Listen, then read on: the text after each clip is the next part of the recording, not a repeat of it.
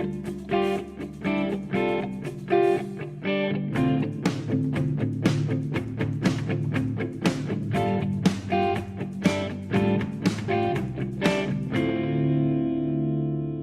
Was w nowym roku w 13. odcinku podcastu Odgłosy Sztuki. Jest on realizowany we współpracy z Międzynarodowym Domem Spotkań Młodzieży w Oświęcimiu. Przyczynkiem do rozmowy będzie zbliżająca się 79. rocznica wyzwolenia obozu Auschwitz-Birkenau. 27 stycznia obchodzony jest Międzynarodowy Dzień Pamięci o Ofiarach Holokaustu. Z tej okazji chciałabym porozmawiać o tym, jak sztuka współczesna przybliża doświadczenie zagłady, po jakie środki sięga, na czym się skupia, co ją wyróżnia. Moją gościnią jest dzisiaj Roma Sendyka. Witam Cię serdecznie. Cześć, dzień dobry, witam Państwa. Roma pracuje na Wydziale Polonistyki Uniwersytetu Jagiellońskiego. Prowadzi ośrodek badań nad kulturami pamięci. Jest autorką książek Nowoczesny esej, Od kultury ja do kultury siebie, Poza obrazem, nie miejsca pamięci.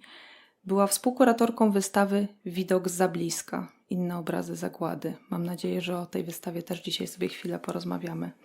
Obecnie pracuje nad teorią miejsc po przemocy i wizualnymi badaniami w kontekście ludobójstwa. No i od początku. Jak w ogóle przekazać coś, czego nie da się pojąć, zrozumieć? Za pomocą jakich narzędzi, metod współcześni artyści sztuk wizualnych przywołują temat zagłady? Zadałaś dwa bardzo fundamentalne pytania i ja od razu zacznę od zastrzeżeń. To znaczy powiedziałaś, że pracuję w Ośrodku Badań nad Kulturami Pamięci i to jest rzeczywiście mój punkt patrzenia na pracę artystów, którzy chcą w Polsce dojść do ładu, zrozumieć, czym była zagłada, czym dla naszego społeczeństwa dziś ona też jest, jak ją rozumiemy, jak ją przeżywamy. Zapytałaś o formy, sposoby odpowiadania na zagładę podjęte przez artystów współczesnych. I drugie Twoje pytanie, jak rozumiem, to jest o kwestię zmierzenia się z tym, co niewyrażalne, co jest niewypowiedzialne. Chciałabym rozbić te dwie sprawy, bo wydaje mi się, że zwłaszcza o tej drugiej trzeba może szczególnie w naszym kraju dokładnie porozmawiać. Ale zacznijmy od pierwszej sprawy. Kwestia artystów współczesnych i Holokaustu i zagłady jest olbrzymim tematem. Myślę, że czekamy na monografię, chociaż wielu badaczy już coś na ten temat powiedziało. Mam nadzieję, że będę wspominać o ich pracach i o ich pomysłach na to rozwiązanie tej zagadki, jak o tym myślano. Zacznijmy jeszcze od małego porządkowania. Czy myślisz o artystach współczesnych jako o tych, którzy dziś jeszcze pracują, czy o tych, którzy pracowali od połowy XX wieku? Bo chyba na dwa sposoby mówi się o współczesnych artystach. Mówiąc o współczesnych artystach, albo w ogóle o sztuce współczesnej, ja najczęściej sobie zakładam tą granicę lat 70., czyli nie sztuki powojennej, a w tym kontekście w ogóle, może żeby jeszcze zawęzić to pytanie, o takich artystach, którzy jakby słyszeli o zagładzie, odwiedzali te miejsca, natomiast nie są obciążeni, nie przeżyli tego doświadczenia chociażby przez swoje doświadczenia rodzinne. To powiem tak, że ja chętnie bym przeciągnęła tę granicę, bo pytasz Ty właściwie o świadectwa, o sztukę, tak zwaną sztukę tak jak Louisa Nader próbowała uporządkować myślenie artystów, czy odpowiedzi artystów i mówiła o tym, że mamy sztukę z zagłady, czyli tych ludzi, którzy byli w trakcie tego doświadczenia i mimo wysiłków skierowanych na to, żeby w ogóle przeżyć, jednak tworzyli. Czyli świadków zagłady. Czyli świadków i ofiary zagłady. Poza tym mamy do czynienia z tymi, którzy byli wobec tego procederu, tego zjawiska, tego wydarzenia historycznego i obserwowali go z pozycji mniej zagrożonych osób, czyli tę sztukę wobec zagłady i sztukę po zagładzie, czyli właśnie tych, którzy przyszli później i próbują zrozumieć, co się stało, tak? I są w tym stanie, nie wiem, niezrozumienia, oszołomienia. Mnie się wydaje, że ta pierwsza część, czyli te dwie pierwsze kategorie bezpośrednich świadków ofiary i świadków tak zwanych postronnych, tych, którzy właśnie nie byli bezpośrednio narażeni na anihilację, na śmierć, jest niesłychanie ciekawa, ponieważ mało o tym wiemy. Teoretycznie jest sporo materiałów, do których się można odnieść. Są zbiory, które posiadają muzea na terenach byłych obozów koncentracyjnych, natomiast rzadko to oglądamy i też chyba rzadko doceniamy, ponieważ idiom tej sztuki był bardzo dosłowny, często stosował nieomal naiwne gesty realistyczne i wydawało się po wojnie, kiedy wreszcie zaczęliśmy myśleć o Holokauście jako ważnym zjawisku w Europie i także w Polsce w końcu, że ten język w jakiś sposób jest zbyt oczywisty, że nie odpowiada tej tajemnicy, którą chcieliśmy zobaczyć w zagładzie. Tym właśnie tego nie odpowiada na tę naszą interpretację idącą w kierunku niewyobrażalnego, niewysławialnego. Natomiast w tej chwili chyba zaczynamy dość doceniać te bezpośrednie wypowiedzi i oglądać je z mniejszymi wątpliwościami. Przypomnę wystawę Twarzą w twarz sprzed 5-6 lat, kuratorowaną przez Agnieszkę Sieradzką, która była w Muzeum Narodowym w Krakowie pokazywana przez dłuższy czas. Można było zobaczyć, jak różnorodne były odpowiedzi tych, którzy byli w zagładzie, bezpośrednio w zagładzie, którzy musieli wykonywać pracę na zlecenie nazistów, ale też potajemnie wykonywali własne obiekty, dokumentując to, co się działo, ale też sięgali już po bardzo, już dzisiaj myślę dobrze z nami rezonujące gesty, metafory, niedosłowności. Niedawno też w Żydowskim Instytucie Historycznym pokazywana była wystawa Pomniki Oporu, która z kolei sięgnęła po prace socrealistyczne tworzone po wojnie do roku 56, w których upamiętniano getto i powstanie w getcie warszawskim. Znowu język, który opuściliśmy, taki język właśnie bohaterski, martyrologiczny, wzniosły. Sądzę, że także będziemy za niedługo szukać w tym okresie ciekawych wątków i ciekawych pomysłów na opowiedzenie o zagładzie. Zwłaszcza, że w tym pokazani na tej wystawie artyści to byli twórcy tego rodzaju, co Alina Szapocznikow, Bronisław Linke czy Andrzej Wajda. Oczywiście nie mówię, że oni tworzyli w duchu socrealistycznym, ale mówię, że w tym okresie już próbowali szukać języka. I to jest niesłychanie ciekawy czas, dlatego że wtedy jeszcze nikt nie wiedział, że zagłada jest czymś specjalnym. Wydawało się, że przede wszystkim interesują nas zbrodnie niemieckie i że wszyscy, którzy im podlegali, wszyscy członkowie społeczeństw właściwie podlegali im w podobny sposób, to znaczy interesowała nas raczej typologia zbrodni niż to, jak poszczególne grupy doświadczyły tych zbrodni. Dopiero po pewnym czasie zorientowano się, zaczęto o tym mówić, może od lat 60., że Żydzi byli szczególną grupą w tym całym procederze. Także w pierwszych 20 latach właściwie nie wiedziano, jak mówić o zagładzie. To była praca po omacku, to była praca w ciemno. Tam wtedy jeszcze nie było stworzonego języka ani plastycznego, ani literackiego. To jest najciekawszy okres, ponieważ tam się tworzy coś. To jest kocioł, to jest bulgoczące bagno, z którego wydobywają się wreszcie pierwsze pomysły. Niektóre z nich upadną i w ogóle ich nie podejmiemy, niektóre zostaną z nami. Więc wydaje mi się, że te pierwszych 20 lat tych właśnie bezpośrednich odpowiedzi osób, które tego doświadczyły jako zagrożeni, jako ci, którzy podlegali opresji, bo na przykład byli w obozach, byli rozstrzelani, jak Jonasz Stern. Musieli opowiedzieć o swoim doświadczeniu w zupełnie nowy sposób. I potem następuje moment, możemy go zobaczyć na aktualnie trwającej w Krakowie wystawie o modernizmie w okresie PRL-u, w którym na nowo awangardyści, moderniści próbują sięgnąć po swój język i opowiedzieć także o zagładzie Żydów. I Izabela Kowalczyk, jedna z pierwszych piszących o zagładzie w sztuce, powiedziała, że to jest właściwie nieudany idiom, że się nie udało nic powiedzieć, że Przemysław Czapliński mówił, że należąca do modernizmu awangarda ze swoimi kategoriami całości i spójności, tu go cytuję, pewnie niedokładnie, nie zdołała dostrzec katastrofy. Więc wydaje się, że to poszukiwanie języka gdzieś nam się omsknęło, nie udawało się, chociaż myślę, że można by było się sprzeczać i pokazywać, że jednak się wiele rzeczy trafnych wydarzyło, to znaczy sięgnęłabym z powrotem po te właśnie bardzo realistyczne i dosłowne prace, zwłaszcza, że chyba za chwilę może będziemy o tym jeszcze dziś mówić, że ci dzisiaj działający artyści wracają do tego wymiaru materialnego. Louisa Nader też zwraca uwagę, że gdyby popatrzeć na te najstarsze prace, wykonywane jeszcze w czasach wojny, one musiały zostać, one się realizowały w sytuacji niedoboru, tak? W sytuacji, kiedy nie wiadomo, znaczy nie można było liczyć na płótno, na papier, na materiały artystyczne, na czas, żeby wykonać rzeźbę. Więc to były pośpieszne prace, to były prace, których materialność opowiada o tym doświadczeniu równie mocno, co widzimy. Ale też nie wszyscy ci twórcy tak naprawdę weszli do kanonu historii sztuki, czyli cały czas mówimy o tym oddzieleniu sztuki zagładowej, czy sztuki tworzonej przez świadków, jako takim specjalnej kategorii, która wydaje mi się, że cały czas przebija się o to, żeby wejść w tą taką główną narrację muzealną.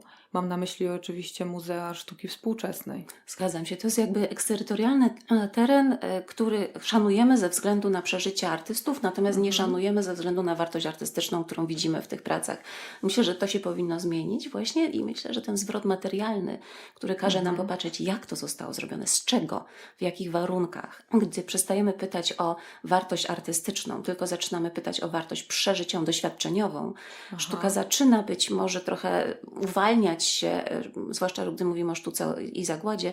Myślę, że to jest jeden z takich miejsc, gdzie uwalniamy się od takiego gorsetu, który narzuca krytyka artystyczna, wychowana na wydziałach historii sztuki, w których panują pewne zasady ewaluacji dzieła, które nie idą po linii pamięci, doświadczenia, tylko jednak po linii jakby wartości estetycznych, znajomości warsztatu, świadomości formy, świadomości tego, co nas poprzedzało w sztuce. Więc zwrot ku sztuce wernakularnej, ku sztuce oddolnej, ku pracom amatorów, to się myślę odbywa w tej chwili w kulturze i w sztuce bardzo wyraźnie, gdy zaczynamy doceniać tych, tak jak mówiła Braidotti, missing people, tych, którym odmówiono wartości ich opowieści, czyli jakby odmówiono im doceniania ich wiedzy. To się nazywa niesprawiedliwość epistemiczna, ale w prostym języku oznacza to, że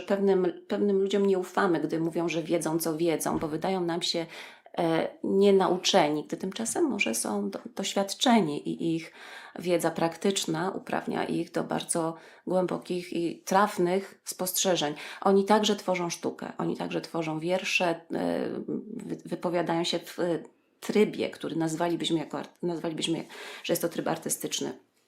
Więc wydaje mi się, że zwrot ku tym, których pominęliśmy i których nie chcieliśmy wysłać, bo wydawało nam się, że nie są z naszej klasy, tak?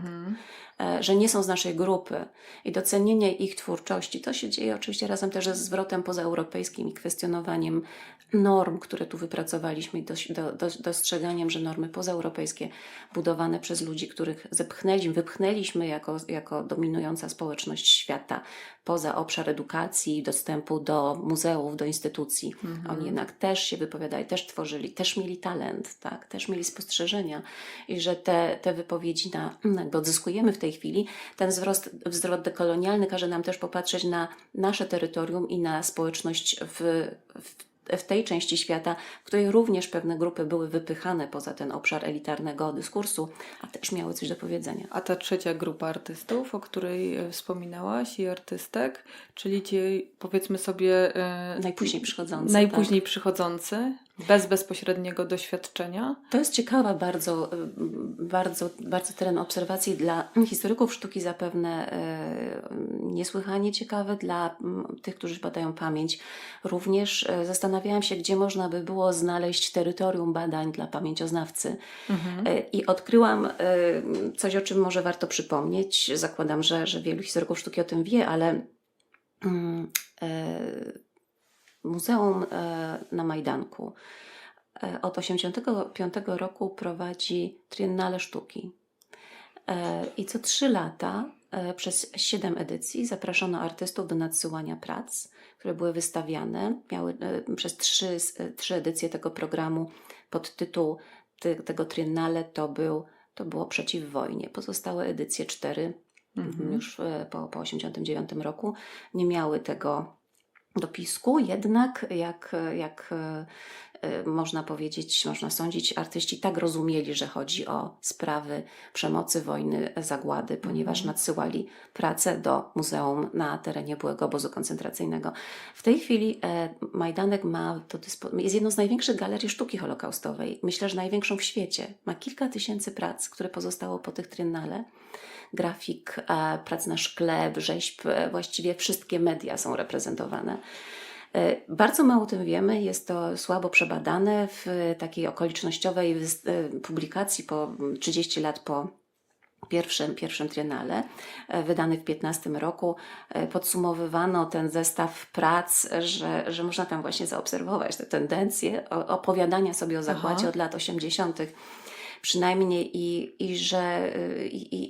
ponoć głównym nurtem tych, którzy właśnie zakładam, że tutaj przede wszystkim wypowiadał się to pokolenie urodzone już po 1945 roku, skoro mamy 85 rok jako moment startowy tego programu artystycznego, że dominował pewien nurt, z którego kuratorzy chyba nie są specjalnie zadowoleni, czyli bardzo dosłowny i martyrologiczny, ale szybko zmieniał się w bardziej swobodny, metaforyczny nurt uniwersalistyczny, czy też humanistyczny, jak to określono, czyli pytaniem i główną postacią, bohaterem tej sztuki był człowiek. Tutaj podsumowuję kilka tysięcy prac, więc oczywiście, których też nie znam, bo praca badawcza nad tym zespołem prac musiałaby trwać lata i wymagałaby zespołu. Wydaje mi się, że to jest w ogóle ciekawy temat do podjęcia. Niemniej jednak to są te tendencje, które zauważyli kuratorzy z Muzeum na Majdanku. Może nam pomogą w tej rozmowie. No i potem przychodzi jeszcze sztuka krytyczna po 1989 roku, która chyba narobiła najwięcej zamieszania i najwięcej z nami zrobiła jako odbiorcami. Rzeczywiście to był dzwon, nie dzwonek, tylko dzwon, który nas ogłuszał, ale też jakby stawiał do pionu. Wybudził, tak, dokładnie.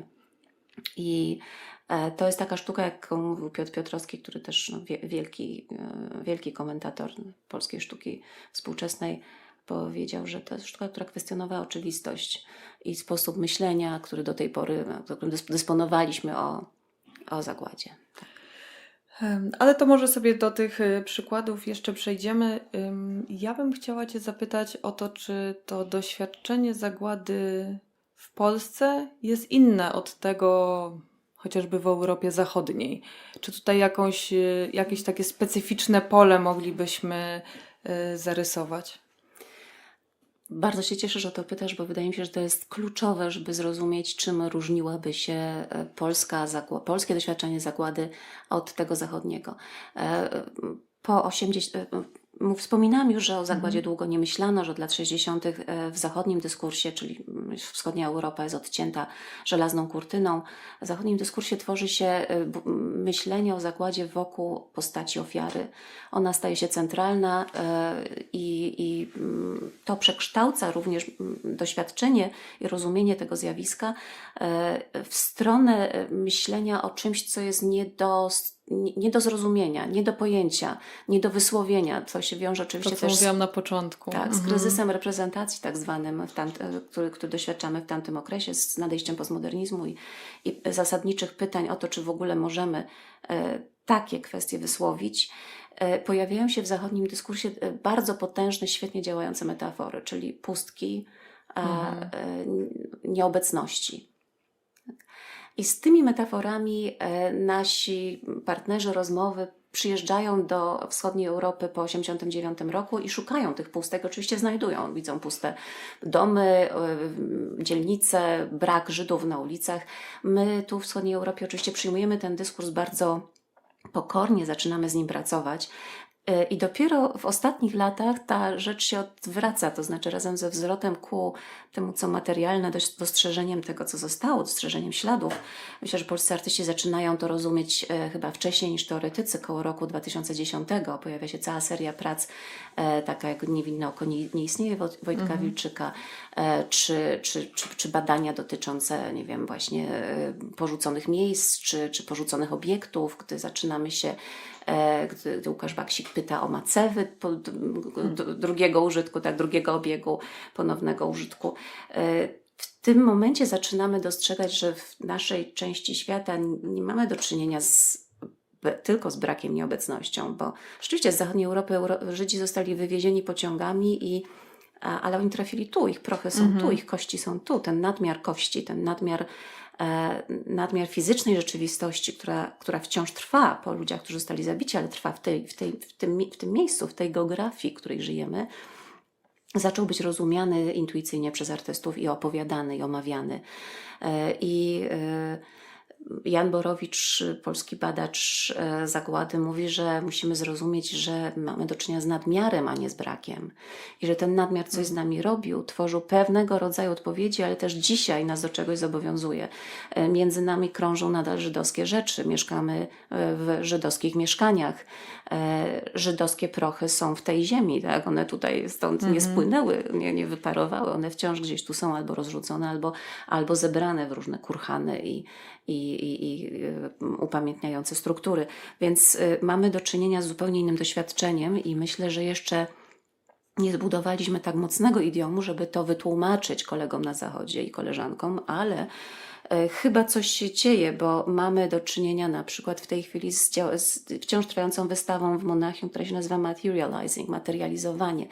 To chodzi o materialne ślady. Jednym z kuratorów jest Piotr Rybson i można tam zobaczyć pracę Wojciecha Wilczyka, Eli Janickiej, potem Wilhelma Sasnala, jest Natalia Romik ze swoimi kryjówkami. Potężna reprezentacja prac, które dotyczą resztek po getcie warszawskim, przede wszystkim i tego, co zostało z Warszawy po powstaniu w getcie. I ta materialna rzeczywistość jest zaznaczona. Tam właśnie chodzi o to, że tych rzeczy nadal można dotknąć, że te ulice nadal istnieją, że ten bruk pamięta, że są wciąż budynki, które były tymi materialnymi świadkami, rzeczowymi świadkami, które wchłonęły tę rzeczywistość. To może być metafora, ale też nie do końca, bo świat materialny, świat rzeczy ma swoją strukturę chemiczną, która może być uważana która może poddać badaniom, można w niej rozpoznawać, nie wiem, komunikat o przeszłości, prawda? Kiedy znajdujemy ślady prochów w ziemi, którą badamy, czy też widzimy dyskolorację roślin na miejscach, których odbywała się zagłada, których pochowano ludzi, więc świat materialny jakoś odpowiada w bardzo subtelny sposób na rzeczywistość zagłady i to wciąż z nami jest, z tymi, którzy tu mieszkają, na tym terenie, gdzie odbyła się zagłada. A jak już zaczęłaś mówić właśnie o tych roślinach, przyszło mi do głowy taka kwestia, no bo ci tak zwani nieludzcy świadkowie zagłady pojawiają się także w pracach artystów i może tutaj mogłabyś coś bliżej opowiedzieć, żebyśmy już przeszły do przykładów tej sztuki. Nieludzcy świadkowie i finałowi i sztuka, którą można by było nazwać sztuką forensyczną. Myślę, że to jest rzeczywiście temat, który mnie i studentów, którzy ze mną pracowali, studentów i studentki, bardzo interesował, gdy pracowaliśmy nad tak zwanym rzeczowym świadkiem, czyli właśnie obiektami, materialnymi obiektami, które mogłyby nam cokolwiek powiedzieć o przeszłości i zagładzie. To się wiązało zarówno z tym, że od jakiegoś czasu patrzymy uważniej na geografię zagłady, to nazywa się w naszych okręgach akademickich zwrotem topograficznym, a przyglądamy się również jej materialności, to się nazywa zwrotem forensycznym. Forensycznym, czyli sądowym, badawczym. Chodzi o takie praktyki, które podejmują śledczy, gdy próbują rozwiązać zagadkę kryminalną, gdy muszą zbadać po prostu materialne ślady, wysłać coś do laboratorium. I okazuje się, że sztuka potrafi zadawać równie skutecznie podobne pytania i to się dzieje zauważyliśmy, że to zainteresowanie materiałem pojawia się zarówno u artystów, którzy przeszli przez szkolenia akademickie, jak i tych, których nazywamy artystami amatorami, artystami oddolnymi. Na przykład podczas badań nieupamiętnionych miejsc natknęliśmy się u jednego z naszych rozmówców, u Stanisława Zybały, na taki obiekt.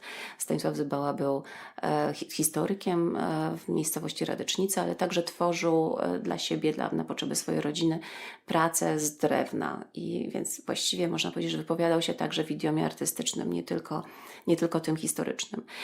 I w 2008 roku wysłał do Żydowskiego Instytutu Historycznego bardzo dziwny obiekt. Mianowicie to była to było coś, co wyglądało jak dysk, drewniany dysk wykonany z drzewa gruszy, na którym była płaskorzeźba w formie mapy pokazującej miejsca pochówku Żydów w jego okolicy, otoczona kilkoma symbolami, które były dla niego znaczące, ale co najważniejsze, czym chciałabym teraz powiedzieć, jest to nie tylko była topografia kości, jak on to nazwał, czyli coś, co wskazywało także poprzez materiał drewna, który wybrał, które pochodziło z jednego z takich miejsc, ale także przez to, że wskazywało na konkretne lokalizacje, ale również on w środku tego dysku zrobił mały otwór, w którym zamieścił szklaną kapsułę z ziemią z jednego z miejsc, gdzie pochowano, a wciąż nie wydobyto, nie ekshumowano ofiary.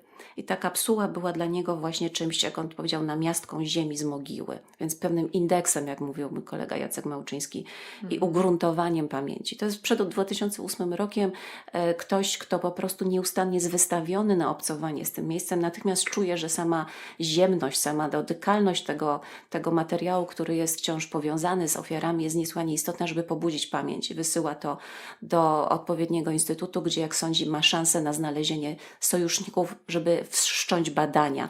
To właśnie ma na celu sztuka forensyczna, czyli ona jakby przygotowuje przyjście tych, którzy rozwiążą sprawę, przygotuje przyjście historyków, prawników, tych, którzy powiedzą, to była zbrodnia, tak, to nie powinno się było wydarzyć. I ten rodzaj patrzenia na materiał, żeby nas żeby nas obudzić, też znajdziemy u artystów.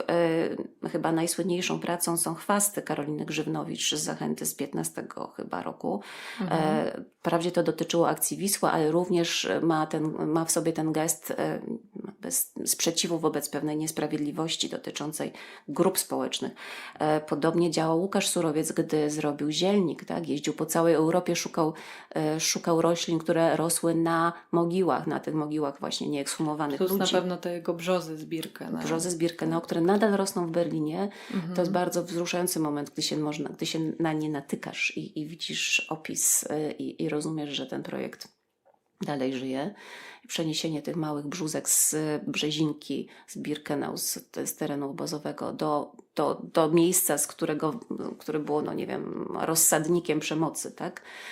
Oczywiście było bardzo znaczącym gestem, ale też chcę wspomnieć o pracach, które chyba zaczęły ten nurt, czyli w tym samym czasie się pojawia kawałek ziemi Andrzeja Kramarza, Niewinne oko nie istnieje Wojtka Wilczyka i Macewy codziennego użytku Łukasza Baksika. To jest wszystko, to jest 2009 i 2010 rok, kiedy w taki zmasowany sposób dostajemy prace, które są pewnymi katalogami miejsc i zwracają uwagę na topografię, na ulokowanie, na miejsce, na materialny obiekt, na niszczące budynki, na przejęte obiekty, na no właśnie, kawałki terenu, który na przykład jest miękki, bo pod spodem jest trup po prostu, rozkładające się czyjeś ciało, którego nikt nie ekshumował i nie przeniósł na cmentarz.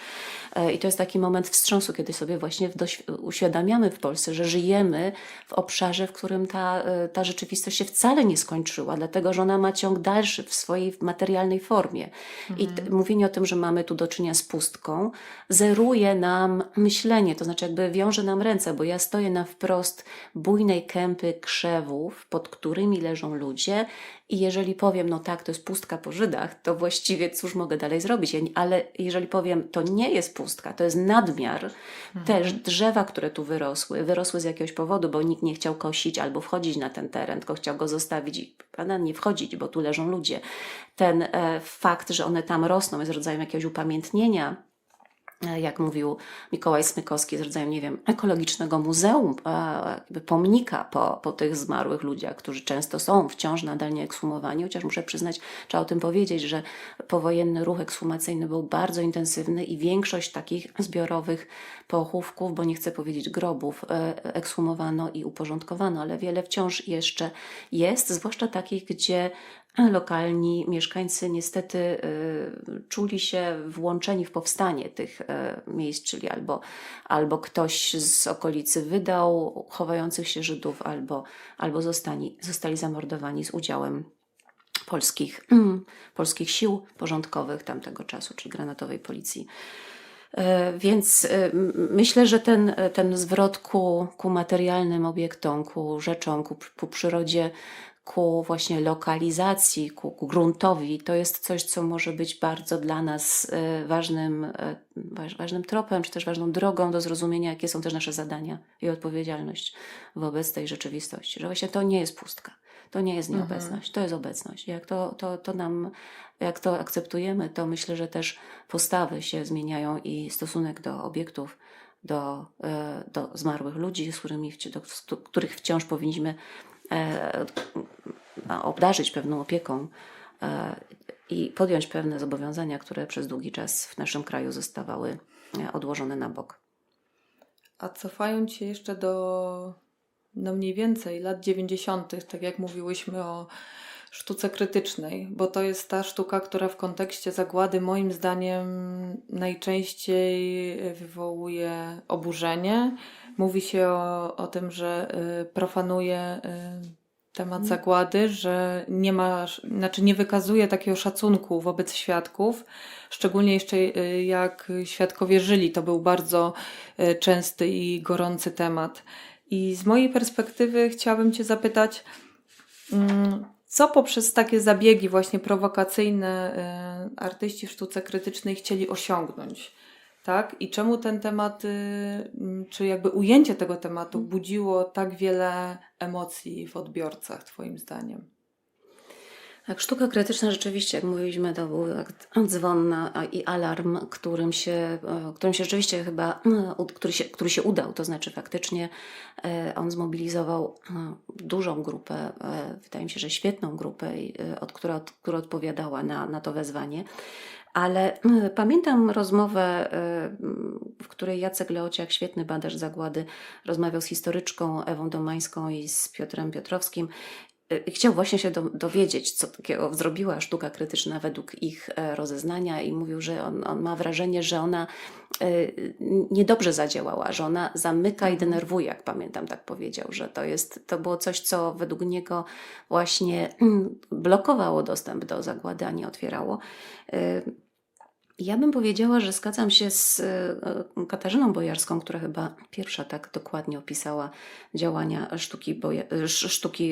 sztuki krytycznej w polskim społeczeństwie. To był taki tekst wczesny bardzo, sprzed chyba 2005, może 2007 rok, o obecności zagłady w sztuce polskiej, gdzie mówiła o Żmijewskim, o Berku, o pracy 80064, o ukraińskim nazistach, o Liberze i Lego, o obozie koncentracyjnym, o Winterreise Bałki i opowiadała o tym w ten sposób, że to była sztuka, która nauczyła nas rozdrapywania ran. To znaczy to jest komentarz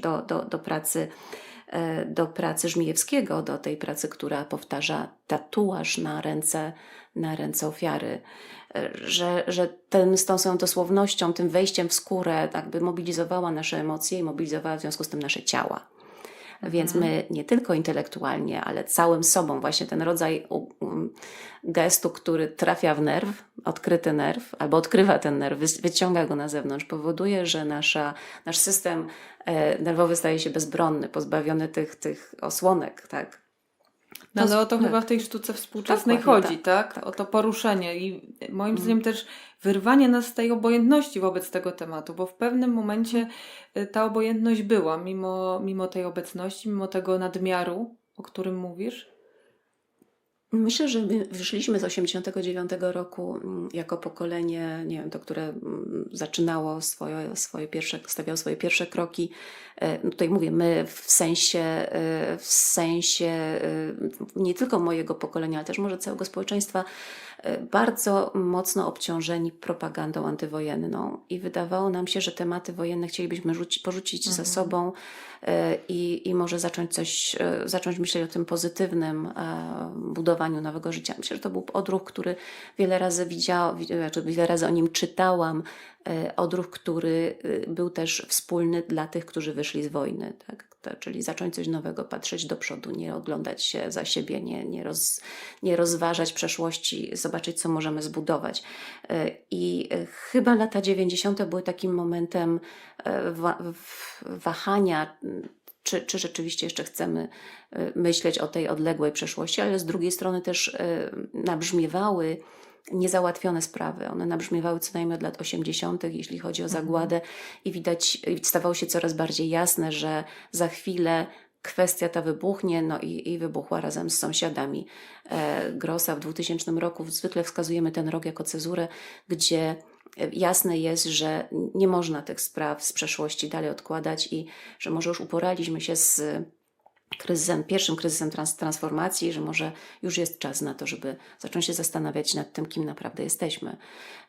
I ten rok 2000 nas mobilizuje do rozpoznawania, uczenia się, do poszukiwania danych, ale też do szukania nowego języka, jak o tym doświadczeniu mówić, i mobilizowania się do nowej uwagi. Więc wydaje mi się, że sztuka krytyczna, która w tym czasie, przecież te wszystkie prace, o których mówię, powstają właśnie na przełomie między końcem lat 90., jak Berek Żmijewskiego, czy Lego powstaje chyba 96 rok, prawda? I te prace z początku lat 2000 niesłychanie jest w tej chwili znane i bardzo ważne.